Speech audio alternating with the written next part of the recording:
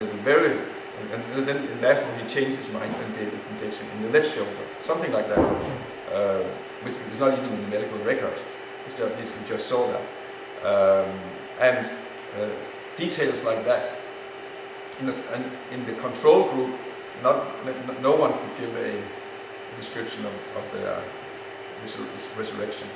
They some tried to give something very vague and not correct. So many surveys like that actually convinced him about there is a conscious being leaving the body when the body dies. And let me see. Yeah, another one who made similar experiments is a Dutch medical doctor, Pim van Lommel. Michael Sabom's that I just showed here, they were from his service experiments were from the 70s. This is more recent, and it's from the 90s, and he's actually experimenting Pim van Lommel, and he had a big report on this in Lancet. I mean, Lancet is the world's leading medical journal. British. And so that means actually, we're talking about serious studies, not so. And he had. Do we have that here? Yeah. He actually had a really extensive research over several years. He. In this paper called Near-Death Experience in Survivors of Cardiac Arrest, a prospective study in the Netherlands, he had interviewed 344 survivors from cardiac arrest within 1 week after their revival from being clinical dead.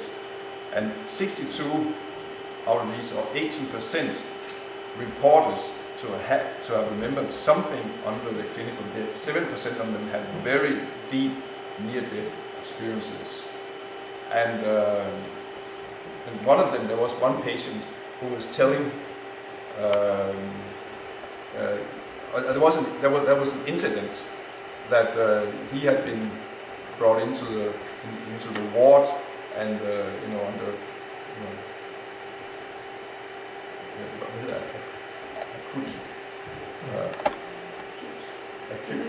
emergency, unconscious, in coma, and had been revived. At one point, his nurse had taken out his what's called false teeth,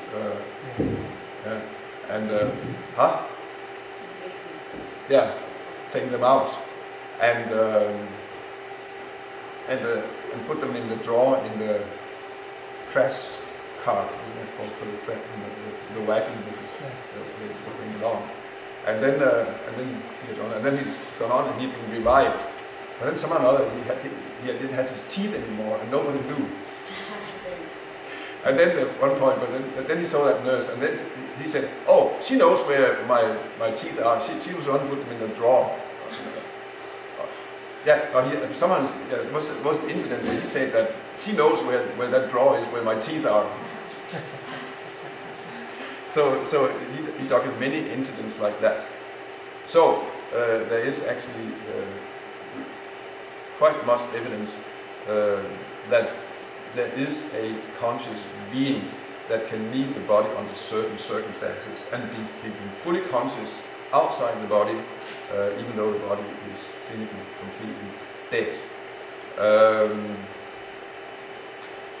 Michael Sabom concluded that he thinks he doesn't think that his near-death experience cannot be explained by any process in the brain. It's not, because there's no brain activity, so it cannot be brain activity. He asked the question: could the mind, which separates from the physical brain, basically be the soul, which, according to some religious doctrines, continue to live after the final bodily death? As I see it, that is the real question which the reports of near-death experiences have raised. And actually, there are quite many studies of near-death experiences. Supporting the theory. Yeah. They are, some are more serious enough. These are really serious medical studies.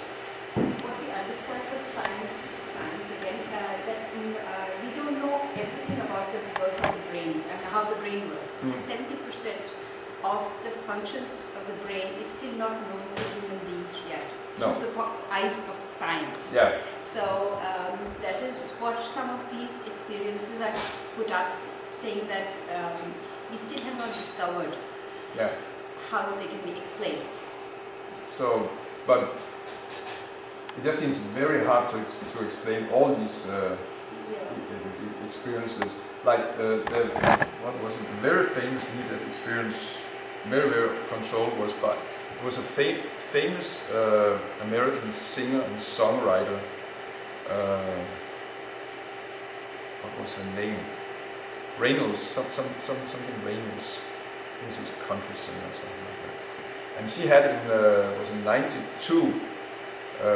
She was discovered with a what's it called? Kind of a cerebral. It's on a blood vein, which kind of could burst at one point. What's it called? Yes. Yeah. Yes. Aneurysm. Aneurysm. She was discovered with an aneurysm. Yeah. At some what's called bacillus. Okay. And it's very critical because it could actually it could burst any moment. Then again, doctors also concluded it's too risky to operate it. And they concluded actually that the only chance she has is an operation, at that time quite a rare operation, where the whole body is cooled down, and she's actually brought into a coma. The whole body is cooled down, and the blood is drained from her body, and at that time, when the blood is drained and the temperature goes down, then the veins, they somehow soften. Then the doctors can go and then they can operate and remove it. And then after the operation, then the idea is to, of course, reverse the process, bring the blood back, raise her body temperature, and hopefully revive her. So she said that this is the only chance you have. And she agreed. I'll take the chance.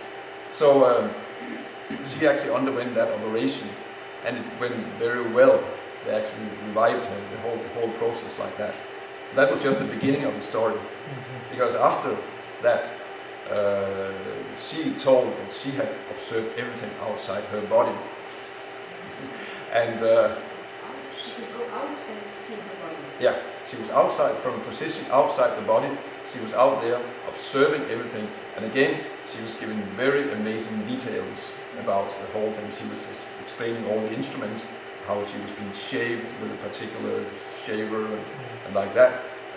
And at one point there was a nurse who was saying, "Oh, we have a problem. Her veins are too thin," and she was relating conversations and like that. And she had, like someone who's complete eyewitness, but everything was being monitored.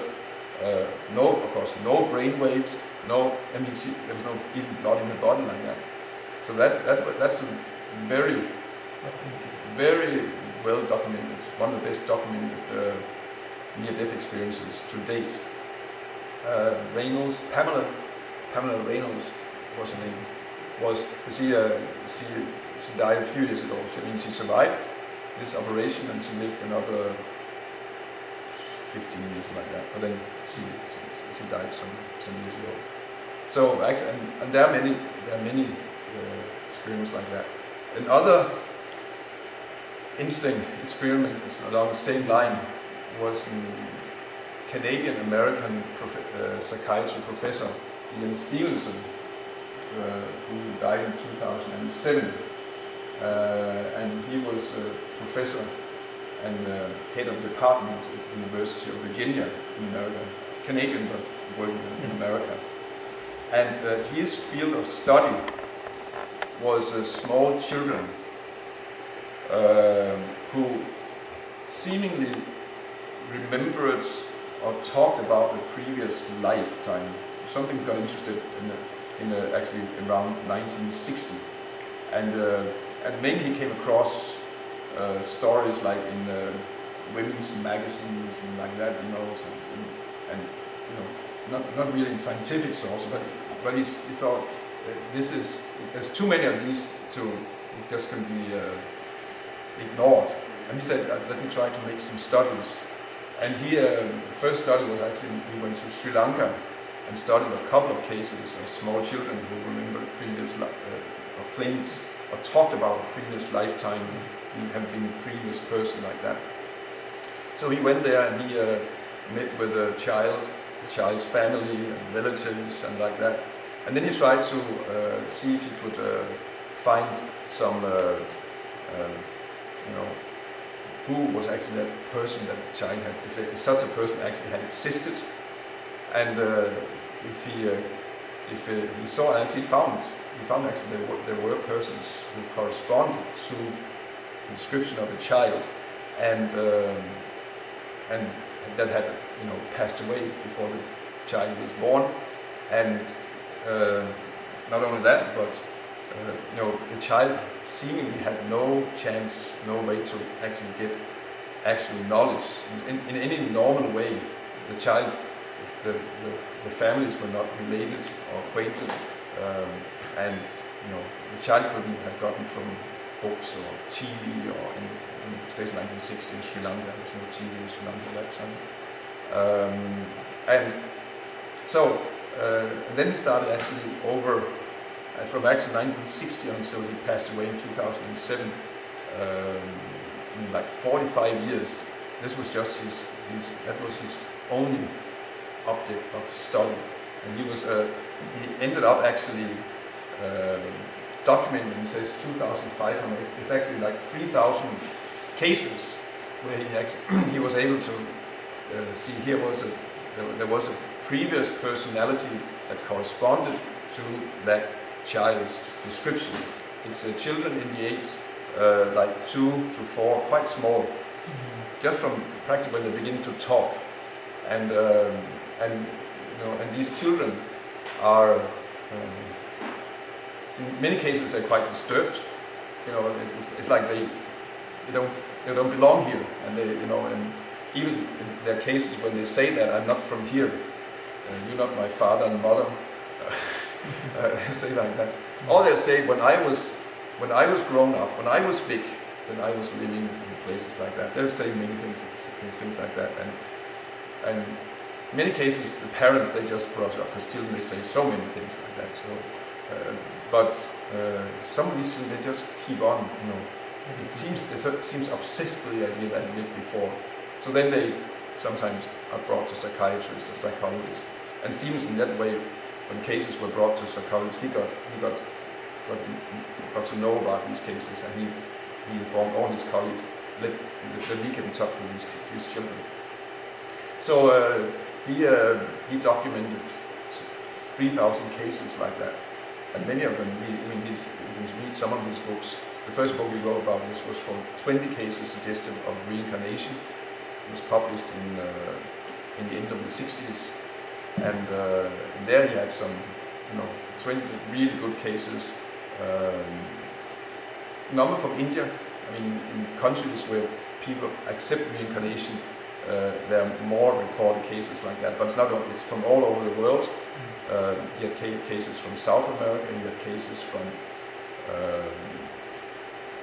America, from Alaska, from Britain, actually Lebanon. From all over the world, and that was a pattern that continued when throughout all his years. He found it. It's actually probably like 1 out of 500 children. They have seem to have a past life memory, and not only did he document that, but he also documented 700 cases approximately where a child not only remembers being previous personality, but also had different indications on the body from some incident in the previous lifetime. For example, do we have one? Yeah. This is a young man. This time he's 16 years old. His name is Hanumat Sasena. He's Indian, and he was born with can you see these light pigmentation marks on his chest? He was actually born with that, and this boy, when he was a child, he claims to have been a farmer in the same village who had actually been shot with a shotgun in the chest. When he was just standing outside the door, someone came by and shot him, and he died. And in the very same village, very close to when this child was born, when this boy was born. So when this child was born, he was talking about this man like that, and he had checked these marks. And actually, Stevenson checked with a what's called abduction report, or something. Yes, Yeah. yes. From this Maharam, I think his name was Maharam, the farmer who was killed. And actually, these marks almost precisely corresponded to the marks from the wounds, from the shot wounds in this farmer. So Stevenson, he has here you have from the abduction report where the shot wounds were, and Stevenson he documented several cases like that, where there were no wounds and no birthmarks. Birthmarks was corresponded to simply to wounds from the previous lifetime. Even there was one who had a mark like that and who claimed to have been decapitated in the previous lifetime. How do we, now we're talking about the spirit soul, and which leaves the body, which is just like a clothing. How can we have that also passed on to the other materialistic body? I mean, How?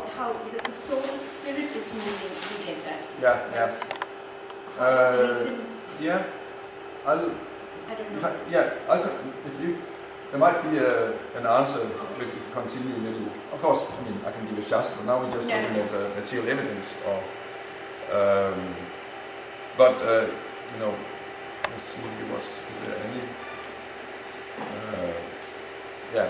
any, at least there is this extremely extensive research into reincarnation performed by Ian Stevenson and colleagues. He actually was named Carlson, the one who invented the Xerox copy machine. Yeah, he's the one who funded Stevenson. So not only can we be grateful for the Xerox copy machines, all the photocopies we can get, but actually the money went to a large degree into reincarnation research, funded Stevenson. And even when this Carlson passed away, Stevenson thought, oh, that's the end.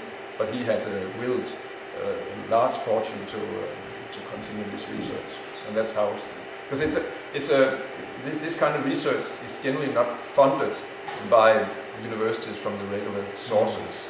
Even some years ago, here in Denmark, there was a wealthy industrialist. He willed a large all his money to research into the paranormal. He had some big margarine factory. He was like a margarine king, and he had willed his money to a university that would make a paranormal institute. Copenhagen University refused to have it. The money was offered to Copenhagen. You can have it, we find and we have it. They didn't want it. And it finally ended up they have it in Lund now. But in a very, very watered down form. They don't get really into, like Stevenson, he got right into, even though it's controversial and like that. But I went to a lecture some years ago with this a Mexican professor who's heading up, who has his chair in Lund. But I was a little disappointed. He was afraid of getting into some kind of controversy, so he was just beating about the bush with his research. So this kind of research is not very much encouraged in most universities in the world. So, but due to some private funding, there's research in Stevenson's is one of the most excellent pieces of research have been performed in the latter years.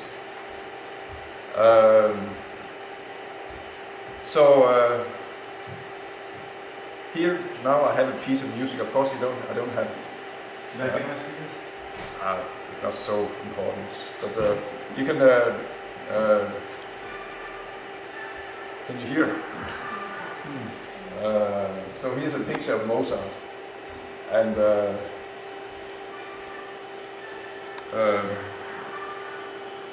while you're enjoying this piece of Beethoven, actually. Yeah.